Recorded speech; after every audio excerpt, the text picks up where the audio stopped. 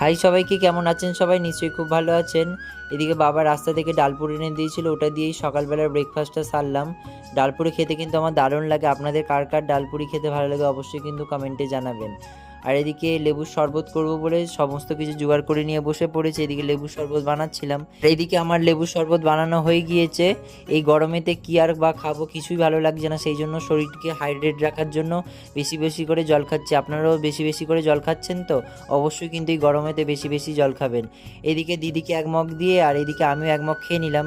নিয়ে একটু বাইরে যাচ্ছি। বাইরে ওই গাছের জন্য এই কলার খোসা, চায়ের পাতা আর এই ডিমের খোসা একটু রোদে দিয়েছিলাম, ওগুলো একটু ভালো করে নেড়ে চেড়ে দিলাম। ঘরে কী বা বসবো, ঘরেও গরম, সেই জন্য এখানে বসেছিলাম একটু আমাদের উঠোনে গাছতলায়। দেন রাত্রিবেলা একটা শক্ত কাঁঠাল ছিল আমাদের বাড়িতে, ওটাই আমি খাজা কাঁঠাল খাবো বলে কাঁঠালটা একটু ভাঙার চেষ্টা করছিলাম। দেখলাম যে কাঁঠালটা ভালোভাবে পাকেনি। তো চলুন, ভিডিওটি এত পর্যন্ত। যদি ভিডিওটি ভালো লাগে অবশ্যই একটি লাইক করবেন এবং কমেন্টে জানাবেন ভিডিও